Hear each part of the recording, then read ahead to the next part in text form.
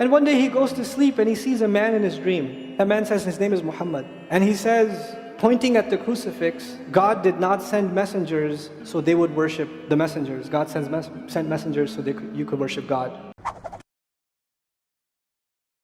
Peace be upon you. This channel was created to help you become among the best Muslims with wonderful characters like our beloved Messenger Sallallahu Alaihi Wasallam. Today's video is about the man who saw the messenger in his dream with the founder of Al-Bayyinah, Numan Ali Khan. The story of Robert Davilla. 3 months ago I gave khutbah in Fort Worth. I haven't been to that masjid in 4 or 5 years, and they invited me for some reason, and I went, and I gave khutbah there. My khutbah was about dua. An Egyptian fellow comes up to me, a young man came up to me afterwards, he goes, Allah fulfilled my dua today. And I said, what's your dua? He said, my dua was that Numan Ali Khan should meet Robert Davilla. Are you Robert Davilla? He goes, nope, I am not Robert Davilla. Robert Davilla is my friend, but I think Allah is fulfilling my dua. I was like, fire away, I want to know. Robert Davilla is a young man who lives in a town 40 minutes past Fort Worth. He was a farmer, young guy, and he was hit with some sort of genetic disorder that kicked in later on in his life, and he became paralyzed from the neck down. And he lives in a nursing home.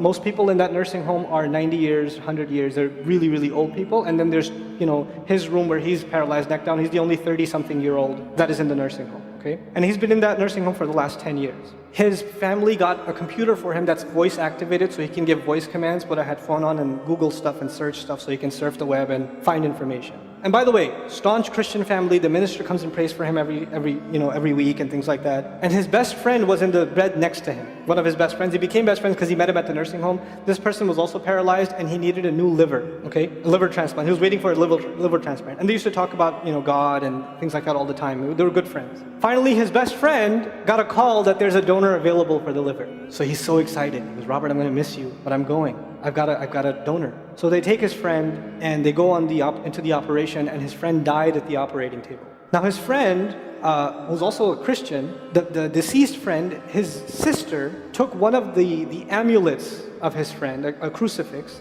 and she gave it as a gift to Robert. This is a reminder of your old buddy. So he hung it on the side of his hospital bed. Robert Davilla lives a pretty decent life in there. The nurses take care of him. He's a happy guy. And one day he goes to sleep and he sees a man in his dream. That man says his name is Muhammad. And he says, pointing at the crucifix, God did not send messengers so they would worship the messengers. God sent messengers so you could worship God. And Jesus was just a man. He walked in the markets and he ate food. He walked in the markets and he ate food, and the dream stopped. He only knows that Jesus was just a man. He knows there's a man named Muhammad that said that to him. He said that messengers came so people could worship God and not the messengers. This is all he knows. So he starts Googling Muhammad. He finds Islam. He takes Shahada. When he takes Shahada, he wants to learn about the Quran. So he goes on these chat sessions and finds somebody needs to teach me Quran. He finds a brother in Egypt that he gets together with on Skype to try to learn Arabic. Learn the Arabic alphabet. Once he learned the Arabic alphabet, he learned to recite the Quran. He memorized 10 surahs from his hospital bed. Then he said, I'm beginning to memorize the Quran, and I'm beginning to learn about this prophet, but I need to understand the Quran. So he starts Googling how to understand the Quran. And for some reason, he ends up on my videos. And he starts watching my stuff. And he watched almost everything. And then here's the kicker. In the nursing home, there was an Egyptian fellow that used to come in and do some repair work. The Egyptian fellow has his own awesome story. The guy had basically lost faith. He wasn't religious. The nearest masjid to him was 50 miles away. So he didn't really go to Jum'ah much anymore. But he felt a spiritual void, so he started going to the church just to feel closer to Allah. Raised Muslim. He goes to the church just to feel closer to Allah. He's passing by Robert's room one day and he hears, وَالْعَصْرِ إِنَّ الْإِنسَانَ لَفِي خُسْرٍ. So he walks into his room and says, Robert, what are you listening to? Robert says, nothing. That was me. And the guy says, you're a Muslim? He goes, yeah, I became Muslim. And now this friend is in shock. How does Allah guide someone in the middle of Churchtown, USA, in a nursing home, with a crucifix on the side of his bed that he doesn't even have the physical strength to move? And the guy himself says, I want to come back to Allah. So he tells him about his, the friend he found online, Numan Ali Khan. So the Egyptian fellow starts watching my videos. And then he says, I wish I could meet him one day. And he says, okay, I'll pray for you. And after 5 years, that Egyptian friend shows up at the same masjid that I haven't been to in 4 years. And after Jum'ah says, I think Allah wants to fulfill my friend's dua and my dua. So I said, I think He does. let's go. So I took a few of us and we went. And we met with Robert. We had a beautiful conversation with him. They were actually, the nursing home was pretty shocked. You're all here to meet Robert? He's like, yep. Why do you want to meet him? He's an inspiration. We're like, okay, let me check if we can. And they had to call the hospice administrator and all this stuff. And then eventually let us in. And Robert's in shock. And then I meet with Robert, we're talking, and I was like, hey, Robert, so I heard you memorize some surahs. He says, yeah. Can you recite one for me? So he recited Surah Al-Asr.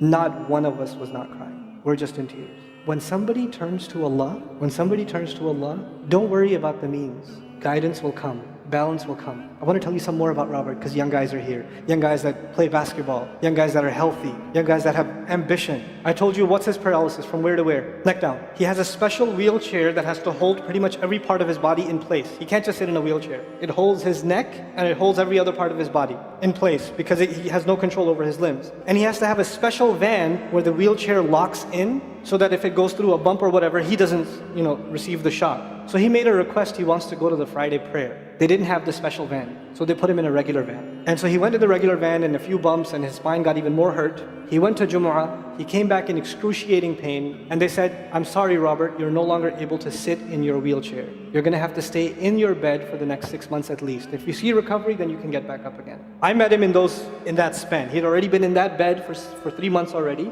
And the reason he was in that bed is he went to Jumu'ah prayer. And he told me about the Jumu'ah prayer. He said, I've never felt more peace in my life than I was in that masjid. And you know what I'm going to do, Brother Nauman? When I can sit in my chair again, I'm going to go to Jumu'ah. I'm going to go to the masjid because I've never felt like that before. There's someone who has nothing but control over his mouth and his eyes. And he says, I only find peace in the masjid. And here we are. If Allah can guide Robert Davilla, Allah guide everybody. And then he said, sometimes I wonder why Allah put me in this position. And then I say to myself, what am I kidding? Allah has given me so much. I am so grateful for what He gave me. And if this is the way He was going to bring me to Islam, it's all worth it. So worth it. You have Muslims that lose a little bit of health and they say, why is Allah doing this to me?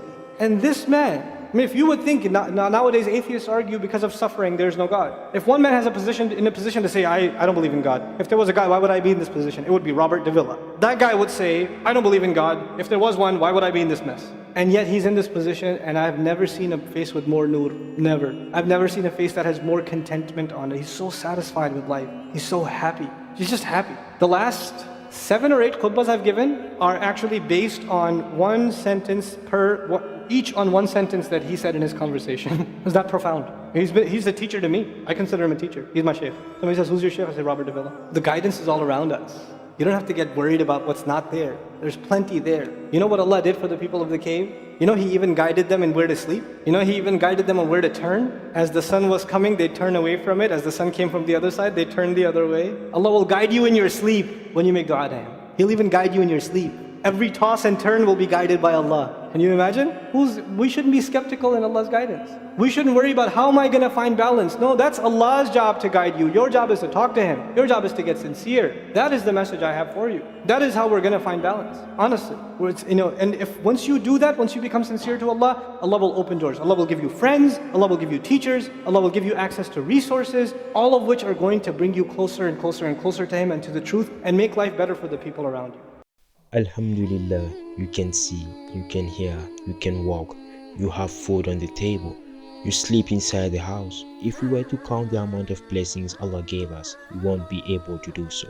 Don't take anything for granted and use the time Allah gave you. Use it wisely. You'll be asked about how you use your time on Judgment Day. Always be grateful. I hope you found value in this video. If you do, like the video and subscribe to the channel if you haven't yet. And for more motivation, watch this video that's currently displaying. I will see you there.